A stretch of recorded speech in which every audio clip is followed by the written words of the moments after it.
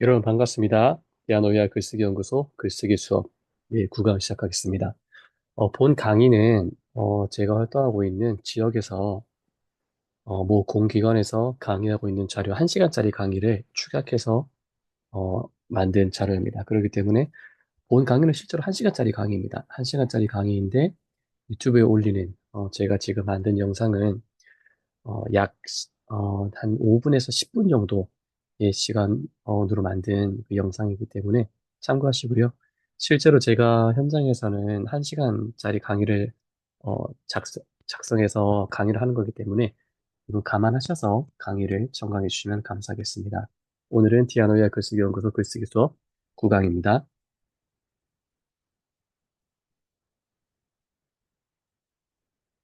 오늘의 주제는 놀이입니다. 놀이. 놀이. 영어로 하면 플레이죠. 여러분은 놀이하면 어떤 단어가 생각나실까요? 어떤 장면 혹은 어떤 행위가 먼저 생각이 나십니까? 놀이하면 생각나는 것들이 있죠. 뭐 딱지치기도 있을 수 있고, 팽이치기 있을 수 있고, 혹은 컴퓨터 게임이라든지 요즘 휴대폰 앱에서 많이 다운받는 그런 게임들도 있겠죠. 총싸움이라든지 비행기 싸움을 하는 그런 게임이라든지 그런 게임 아니면 축구, 농구, 야구, 배구 같은 구기 종목도 놀이로 들어갈 수가 있습니다. 그러니 노래에 대해서 우리가 좀 더 깊이 있게 한번 생각을 해보자면요. 호모 루덴스라고 하는 책이 있습니다. 요한 하이징어라고 하는 아주 유명한 저자분이 쓴 책인데요. 책에 보시면 인간의 존재와 행위의 양식의 본질을 파헤친 기념비적 저서라고 되어 있습니다. 놀이의 모든 문화 현상의 기원을 두고 자신이探求해온 예술사와 종교사에 관련하여 인간의 문화를 놀이적 관점에서 고찰한 명저라고 되어 있습니다. 여기에서 우리가 생각하는 놀이를 좀 더 깊이 있게 파헤치는, 깊이 있게 파고드는 내용을 담고 있는데요. 호모 루덴스에 보면 이 세 가지 단어가 나오고 있습니다. 파이디아, 그리고 루드스, 아곤, 에이곤이라고 하는 세 가지 단어가 나오는데요. A고는 바로 이런 것입니다. 일종의 투쟁인 거죠. 혹은 그 법원에서 판사와 검사와 변호사 사이에 주고받는 어떤 논쟁들, 아니면 어떤 승리를 쟁취하기 위한 여와 야의 어떤 투쟁, 어떤 논쟁, 혹은 갈등과 경쟁 구도 이런 것들을 두고 아곤, A곤이라고 설명합니다. 그리고 파이디아는 실제로 우리가 흔히 생각하는 놀이 혹은 게임, 그런 장난과 같은 이런 부분을 파이디아라고 이야기를 합니다. 파이디아. 아곤이 어떤 투쟁, 전쟁에서의 승리를 의미한다면 파이디아는 실제로 게임에서의 어떤 승리를 의미한다고 보시면 되겠습니다. 그리고 루두스는 어떤 육체적인 쾌락, 그 고통을 통해서 쟁취하지만 그 속에서 어떤 그 쾌락을 찾을 수 있는 마라톤, 클라이밍, 혹은 스키, 혹은 그런 어떤 육체의 쾌락, 육체의 고통을 통해서 쟁취하는 그 속에서 정직한 고통을 느낄 수 있는 게임과 같은 것, 그런 놀이들을 루두스라고 이야기합니다. 그렇기 때문에 아곤과 파이디아와 루두스가 모두 놀이의 일종이지만 그 속에는 모두 투쟁과 경쟁이라는 의미를 담고 있습니다. 그래서 이 파이디아라고 하는 것과 루두스를 합친 것, 아곤과 같은 투쟁이 아니고요. 실제로 게임과 파이디아라고 하는 일종의 게임과 루두스라고 하는 정직한 고통이 가미된 두 가지를 합치면 파이디아라고 해서 교육이라는 의미가 만들어집니다. 그렇기 때문에 모티브 제롬 애들러라고 하는 시카고 대학의 교수님과 로버트 허친스 총장님이 만든 어, 그 시카고 프로그램이 있는데요. 시카고의 그레이트 프로그램이 있는데 그 프로그램이 뭐였냐면 당대 한 지방의 여류 대학에 불과했던 시카고 대학교에서 매 입학하는 학생들마다 신입생부터 졸업생까지 약 150권 정도의 서양 고전을 읽고 레포트를 작성하고 거의 외우다시피 교육하는 그런 프로그램을 도입하기 시작했습니다. 그때부터 지방의 작은 소도시에 대학에 불고 있던 시카고 대학이 지금은 약 100명 정도의 100명이 넘는 노벨상 수상자를 배출한 아주 명실상부한 전 세계 최고의 대학으로 만들어졌죠. 그래서 모티브 제롬 애들러와 로버트 허친스 교수님께서 만든 시카고 그레이트 부스 프로그램이 지금은 전 세계적으로 서양 고전과 동양 고전을 합쳐서 고전을 탐구하는 그런 프로그램의 일환으로 널리 알려져 있습니다.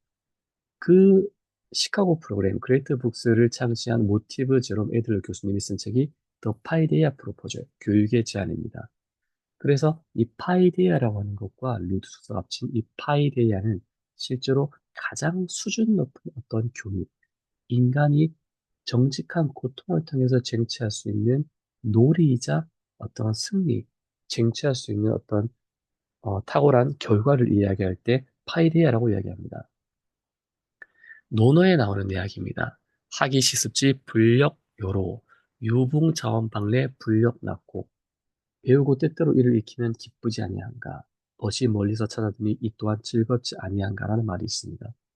나이가 들수록 배우는 것에 대해서 두려움을 느끼고 귀찮게 여기는 사람들이 있습니다.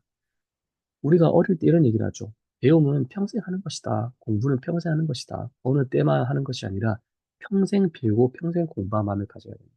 하지만 대부분의 사람들이 어느 시점이 되면 공부하지 않고 배우지 않고 경험하려고 하지 않고 성장하려고 하지 않습니다. 현실에 머무르는 걸 좋아하는 거죠.